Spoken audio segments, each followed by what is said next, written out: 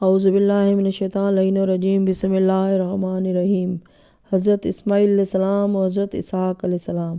حضرت اسماعیل علیہ السلام حضرت اسحاق علیہ السلام کی ولادت، نشو و نما، شادی، خانہ آبادی کا ذکر حضرت ابراہیم علیہ السلام کے سلسلے میں کیا جا چکا ہے۔ اس باب میں ان حضرات کی بعثت، اولیت، اولاد، مدت عمر اور مدفن وغیرہ کا مختصر تذکرہ کرتی ہوں۔ مورخین کا بیان ہے کہ حضرت ابراہیم علیہ السلام نے اپنی زندگی میں حضرت اسماعیل علیہ السلام کو مکہ معظمہ میں، حضرت اسحاق علیہ السلام کو شام میں اپنا خلیفہ اور جانشین بنا دیا تھا۔ پھر ان کی وفات کے بعد حضرت اسماعیل علیہ السلام اور اسحاق علیہ السلام مبعوث برسالت ہوئے۔ اسماعیل علیہ السلام کو دریائے یمن میں نبی بنایا گیا۔ اسحاق علیہ السلام کو کنعان اور حضر موت میں مبعوث کیا گیا۔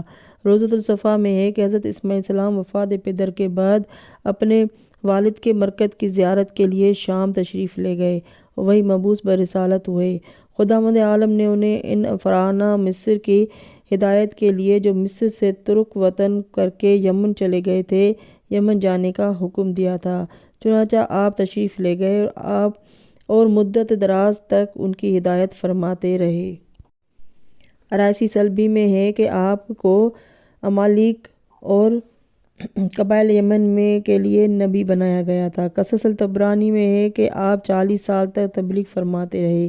عجائب القصص میں ہے کہ حضرت اسماعیل علیہ السلام نے 50 سال تک تبلیغ کی، جس کے نتیجے میں وہاں تمام بت پرست مسلمان ہو گئے۔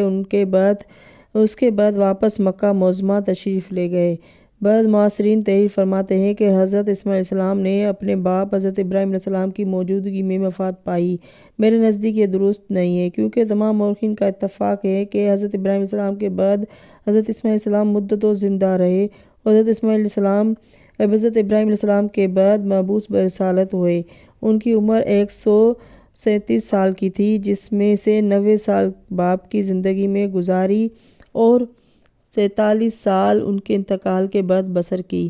آپ کی بعثت کی مدت بھی 47 سال ہے۔ روضۃ الصفا میں ہے کہ حضرت ابراہیم علیہ السلام کی وفات کے بعد حضرت اسماعیل علیہ السلام نے خانہ کعبہ کی مرمت کرائی تھی۔ حضرت اسماعیل علیہ السلام کی دوسری بیوی سیدہ بنت مزاحم بن عمر الجرہمی سے 12 بیٹے پیدا ہوئے، جن کے نام یہ ہیں: کیدار، ثابت، وادیل، بسام، مسمع، زوما، مسا، ہرا، فیما، بطور، نافس اور کیدمہ۔ ان بیٹوں میں سے ثابت اور کیدار کے ذریعے سے عرب کی آبادی بڑھی اور ان کی نسل خوب پھیلی۔ یہ دونوں حرم محترم میں مقیم رہے اور دیگر حضرات اطراف عرب میں پھیل گئے اور ان کے ذریعے سے بے شمار شعوب قبائل نمودار ہوئے۔ الیعقوبی نے زوجہ اسماعیل کا نام الحنفا بنت حارث ابن مزاحم جرہمی لکھا ہے اور 12 بیٹوں کے نام لکھ کر تحریر کیا ہے کہ ناموں کے تلفظ میں اس لیے ہر مورخ نے اختلاف کیا ہے کہ ان کا ترجمہ عبرانی سے کرنا پڑا ہے۔ حضرت اسماعیل علیہ السلام کی اولیت و خصوصیات میں مورخ ابن واضح کا بیان ہے کہ حضرت اسماعیل علیہ السلام دنیا میں وہ پہلے شخص ہیں جنہوں نے عربی میں لب کشائی کی، یعنی عربی بولنا شروع کیا اور گھوڑوں پر سواری کرنا شروع کی۔ ان سے پہلے گھوڑوں کا شمار وحشی جانوروں میں تھا، وہ کسی کے قابو میں نہیں آتے تھے اور نہ لوگ یہ جانتے تھے کہ گھوڑوں پر سواری کی جا سکتی ہے۔ خداوند عالم نے ان کے لیے سمندر سے گھوڑے ظاہر کیے، جن کی تعداد 100 تھی۔ یہ گھوڑے مکہ میں آزاد چرا کرتے تھے۔ جب صبح ہوتی تھی تو وہ کل کے کل حضرت اسماعیل علیہ السلام کے دروازے پر ہوا کرتے تھے۔ ان کے سامنے ہر قسم کا گھوڑا آرا ہوتا تھا۔ مورخ ابن واضح لکھتا ہے کہ حضرت اسماعیل علیہ السلام ہی وہ پہلے شخص ہیں جنہوں نے تیر اندازی کی ابتدا کی اور تیر بنانے کی صنعت جاری کی، نیز کعبہ معظمہ کی مرمت کرائی اور گناہ گاروں بد کرداروں کو کعبہ محترمہ سے دور رکھا۔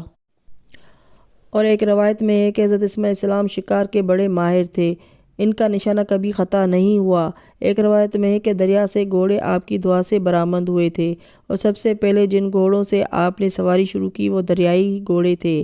آپ کے خصوصیت میں سے مکہ معظمہ کا آباد کرنا، آپ کے پیروں کی رگڑ سے چاہے زمزم کا برآمد ہونا، تعمیر کعبہ، عبادت حج کا قیام اور 10 ذی الحجہ کو قربانی کی رسم خاص اہمیت رکھتی ہے۔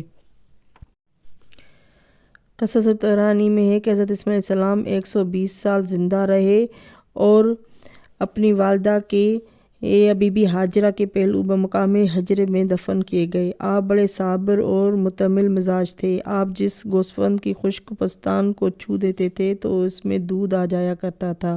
ایک روایت میں ہے کہ ایک مرتبہ مہمانوں کا بڑا گروہ آیا اور آپ کے گھر میں کھانے کا سامان نہ تھا۔ آپ نے ایک برتن میں آب زمزم بھر کر بند کر دیا، خدا سے دعا کی، مختلف قسم کا کھانا اسی برتن سے برآمد ہو گیا۔ آپ کی کنیت ابو العرب تھی اور لقب اغراق الشعراء تھا۔ صاحب روضۃ الصفا نے اس لقب کی معنی بیان کرنے سے عاجزی ظاہر کی ہے۔ لغت میں اس کی کئی معنی ہیں، جن میں سے ایک معنی خیر میں گھرے ہوئے کے ہے۔ حضرت اسماعیل علیہ السلام کی جانشینی مورخین کا اتفاق ہے کہ حضرت اسماعیل علیہ السلام وقت آخر آیا تو انہوں نے انبیاء ما سبق اصول اور قانون قدرت کے مطابق اپنا جانشین مقرر کر دیا۔ جب حضرت اسماعیل علیہ السلام نے آخر زندگی میں بڑھاپے اور کمزوری کے نمایاں آثار دیکھے تو اپنے بیٹے کیدار کو اپنا وصی اور ولی عہد قرار دیا۔ پھر تھوڑے عرصے کے بعد وشد قضاء عالم سے جنت المأویٰ کی طرف روانہ ہو گئے۔ جناب کیدار حضرت اسماعیل علیہ السلام کے بعد سے فرائض منصبی کی ادائیگی میں مصروف ہوئے اور سب کی نگرانی اور دیکھ بھال کرتے رہے، یہاں تک کہ مکہ معظمہ آبادی سے چھلک اٹھا اور لوگ مکہ سے باہر جا کر سکونت اختیار کرنے پر مجبور ہو گئے۔ چنانچہ کثیر افراد عرب کے دیگر اطراف میں پھیل گئے اور باہر جا کر سکونت اختیار کی۔ بروایت روضۃ الصفا میں ہے کہ جب وہ باہر جانے لگے تو آپ اپنے ہمراہ خانہ کعبہ سے ایک ایک پتھر اپنے وطن کی یاد قائم رکھنے اور خانہ کعبہ کی زیارت کے سلسلے کو باقی رکھنے کے لیے لیتے گئے، اور والی بیت اللہ بھی تھے۔ حضرت اسحاق علیہ السلام حضرت سارہ علیہ السلام کے بطن سے پیدا ہوئے تھے۔ حضرت ابراہیم علیہ السلام نے آپ کی شادی رفقہ بنت بتویل بن ناہور بن طارق سے کر دی تھی، جو کہ بروایت قصص الطبرانی بابل کے رہنے والی تھی۔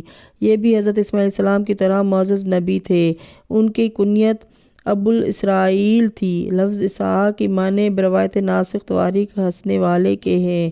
رفقہ بنت بتویل سے حضرت اسحاق علیہ السلام کے دو بیٹے پیدا ہوئے، ایک کا نام ایس اور دوسرے کا یعقوب علیہ السلام تھا۔ یہ دونوں جڑواں پیدا ہوئے تھے۔ حضرت اسحاق علیہ السلام کے بعد جناب یعقوب علیہ السلام نبی بنائے گئے۔ حضرت اسحاق علیہ السلام کی عمر بروایت یعقوبی 185 سال کی تھی۔ وفات کے بعد آپ کا مقام جبرون میں قبر حضرت ابراہیم علیہ السلام کے قریب دفن کر دیا گیا۔ اللہم صلی علی محمد و آل محمد۔ ناظرین، میری ویڈیو اچھی لگے تو لائک اور سبسکرائب کر لیں۔ اگلی ویڈیو تک کے لیے اللہ حافظ۔